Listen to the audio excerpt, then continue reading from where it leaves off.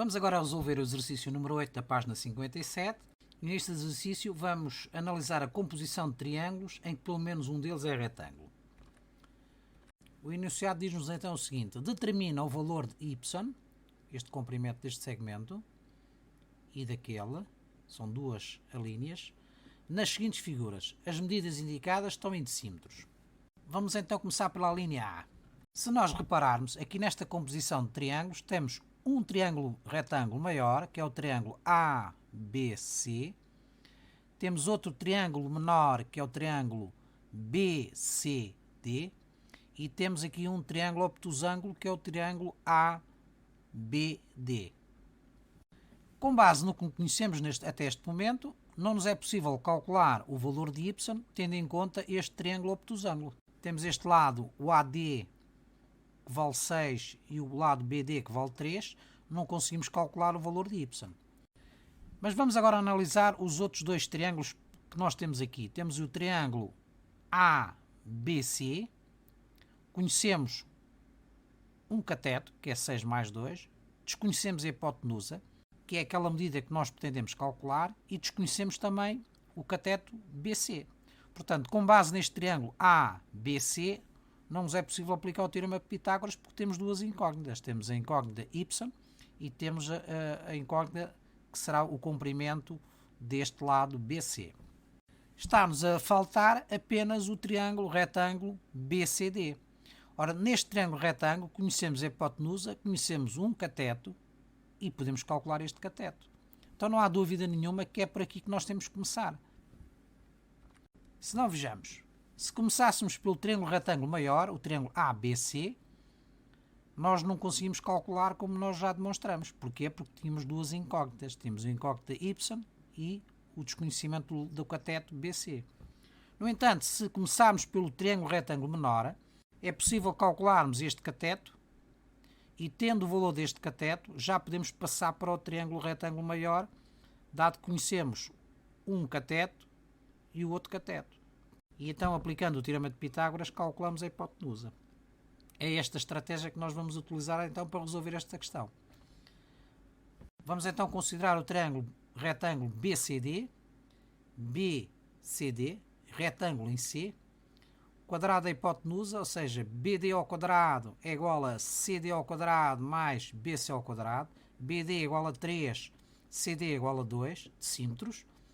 Portanto, substituindo na fórmula do teorema de Pitágoras, ficamos então com 3 ao quadrado é igual a 2 ao quadrado mais BC ao quadrado, ou seja, BC ao quadrado é igual a 9 menos 4. Ou seja, BC é então igual a raiz quadrada de 5 decímetros. Portanto, significa que o cateto BC tem de comprimento raiz quadrada de 5. Com base no conhecimento dos dois catetos, conseguimos então calcular o valor do nosso y, que é a hipotenusa do triângulo ABC. Portanto, considerando o triângulo ABC retângulo em C também, AB ao quadrado, que é o quadrado da hipotenusa, é igual à soma do quadrado dos catetos, ou seja, AC ao quadrado mais BC ao quadrado.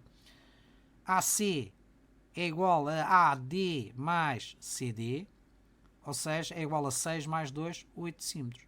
Como BC, como calculamos antes, é igual a raiz quadrada de 5, substituindo no teorema de Pitágoras, temos então que AB ao quadrado, quadrado da hipotenusa, é igual à soma do quadrado dos catetos, ou seja, 8 ao quadrado mais raiz quadrada de 5 ao quadrado. Ora, 8 ao quadrado é 64, raiz quadrada de 5 ao quadrado simplifica o expoente com o índice da raiz, é 5. Portanto, AB ao quadrado é igual a 69, de onde AB é a raiz quadrada de 69 decímetros. Como 69 é um número primo, significa que nós não podemos simplificar esta raiz. Na linha B temos então dois triângulos retângulos, o triângulo ABC e o triângulo ACD. Ora, o comprimento que nós temos que calcular, o comprimento y, é exatamente a hipotenusa do triângulo ACD. Contudo, conhecemos apenas um cateto, desconhecendo este aqui, o cateto AC. Logo, não podemos aplicar o teorema de Pitágoras. Porquê? Porque temos duas incógnitas. Temos o y, que desconhecemos, a hipotenusa, e desconhecemos um dos catetos. Então, temos que ver se, recorrendo ao outro triângulo retângulo, conseguimos calcular o lado AC. Efetivamente podemos. Porquê? Porque AC é a hipotenusa do triângulo ABC. Conhecemos os catetos, é fácil calcular a hipotenusa. Portanto, a estratégia é exatamente essa.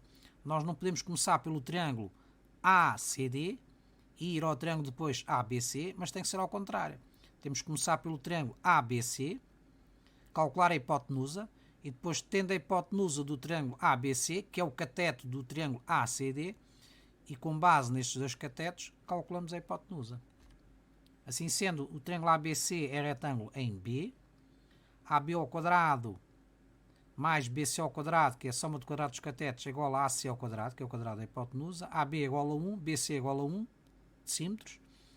Substituindo, vamos obter AC igual a raiz quadrada de 2 decímetros. Agora, passando ao triângulo retângulo ACD, que é retângulo em C, nós sabemos que AC ao quadrado, que é este cateto ao quadrado, mais CD ao quadrado, que é o segundo cateto, é igual à hipotenusa ao quadrado. AC já terminamos antes, que é a raiz quadrada de 2, e CD é igual a 1. Substituindo então na equação do teorema de Pitágoras, temos raiz quadrada de 2 ao quadrado, que é esta, o cateto, mais 1 ao quadrado, é igual a AD ao quadrado. O quadrado de raiz quadrada de 2 é 2, e o quadrado de 1 é 1. Portanto, significa que AD ao quadrado é igual a 3, de onde AD é igual a raiz quadrada de 3 decímetros.